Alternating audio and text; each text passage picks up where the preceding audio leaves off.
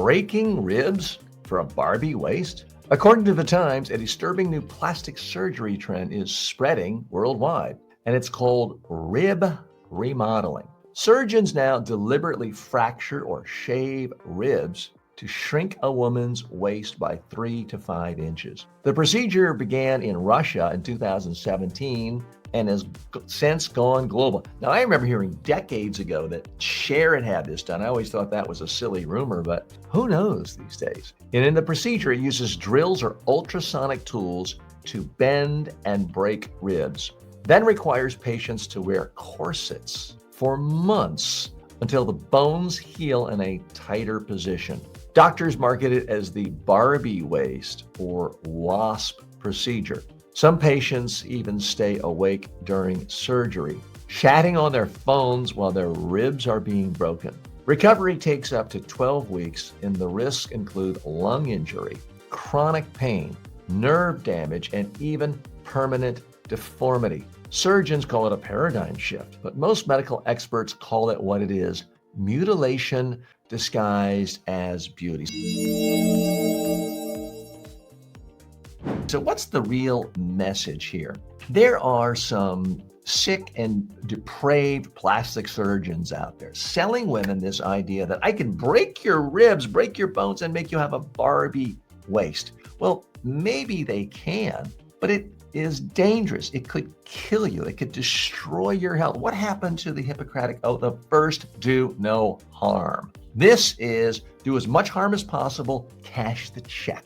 Let's dive a little bit deeper here. So we as human beings, unfortunately, seem to be coded. It's something in almost every culture where there is, in fact, a certain proportion considered highly desirable among men for women. It's a proportion of hip to waist ratio. Now, in some countries, it's much bigger than others, but the ratio is the same. So it is, in fact, according to some anthropologists, sociologists, somehow hardwired, because it's not just countries where people are receiving messages from fashion shows in New York City or Paris or Milan.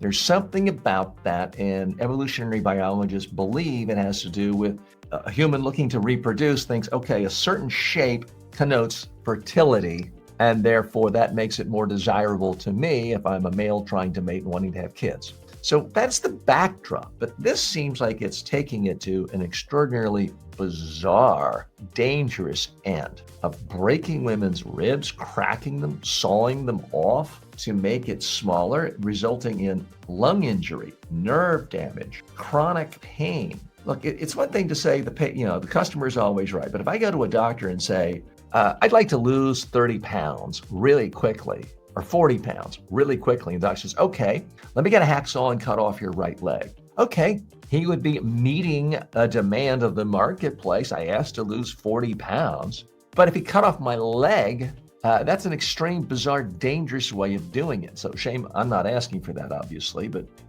you get the sense that there are some surgeons who would do that. No, and this is a twisted reality. Let's step back and look at a couple of other macro factors going on in the world. In the United States, but increasingly in countries around the world other than those that are affected by the most extreme famine and poverty, we are seeing a rapid rise of obesity. And we are seeing a rise of people being overweight. Now, you don't need me to tell you, if you're obese, you become sort of round, you become sort of pear-shaped. You lose that stereotypical desired body shape. And it's for men too.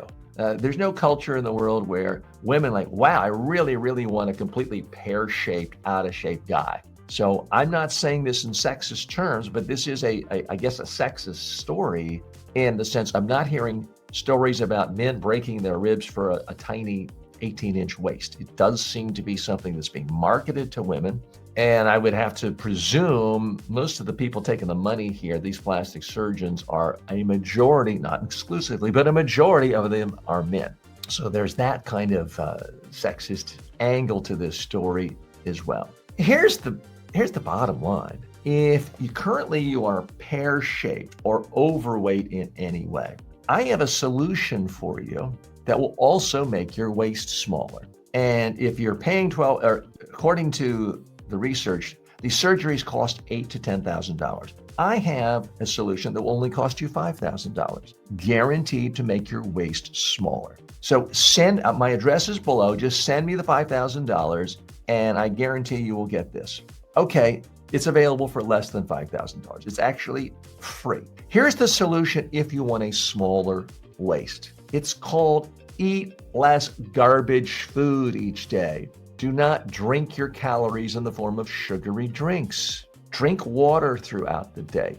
Eat real food that is largely unprocessed. You don't need an apple smoothie made of 14 apples. Just eat one apple. You probably will be satisfied. You don't need to eat another one. Exercise. Maybe instead of sitting all day long holding a cell phone, and I appreciate if you're doing that now watching me, get up, move. Now, you've heard people talk about recommending 10,000 steps a day. I'm not telling you that's the guaranteed number that's going to give you the perfect 23-inch waist. But if you walk twice as much as what you're currently walking, and if you're an average American, you're only walking 4,000 or 5,000 steps a day, which is nothing. Look, I'm an old man. I walked 17,000 steps yesterday. Doesn't require youth and vigor. Doesn't require special tools. Doesn't require $5,000 or $10,000 to a surgeon.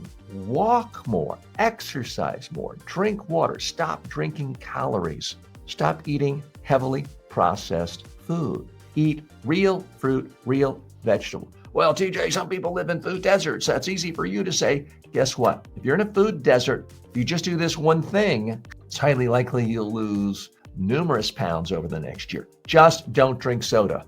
Oh, but TJ, I only drink diet soda. Don't drink diet soda. Drink water. Move more. Eat a real piece of fruit. Eat a real vegetable. Avoid fried food. Now, I'm not a nutritionist, but what I'm saying has universal acceptance among mainstream doctors, scientists, nutritionists. I'm not saying anything controversial. The difference is it's not marketed. I guarantee you these surgeons selling these Barbie waist are good at marketing. You'll go into their office and it's going to look beautiful. And they're going to have assistants, typically attractive young women with lab coats who are very aspirational. And the doctor's going to be charming and the office is going to be well appointed and it's going to look like this beautiful health spa. They're great at marketing this dream of having a Barbie waist. Me telling you exercise more, eat real food, forget the extra large Starbucks mocha latte with about 10 pounds of sugar in it to start your day. That's not sexy. That's not marketed very well, but it's a lot safer than having your ribs ripped out of your body. Now, this is absolutely crazy. Now, there's some who are saying, "Oh, this is the result of extreme pressure of social media beauty standards." And there have been, I saw it in preparing for this story, pictures of Kim Kardashian with this corset on, what looked like a tiny waist. And she's aspirational to some. I'm not quite sure why. But you know what? If you want to be a healthy person and a successful person and a happy person in the modern world, you're going to have to learn one thing, if nothing else. It's the ability to look at something on the screen and ignore it. It's the ability to look at something on the screen and say, okay, that's all right for them, not for me. That is what will ultimately make you healthier and happier and more successful.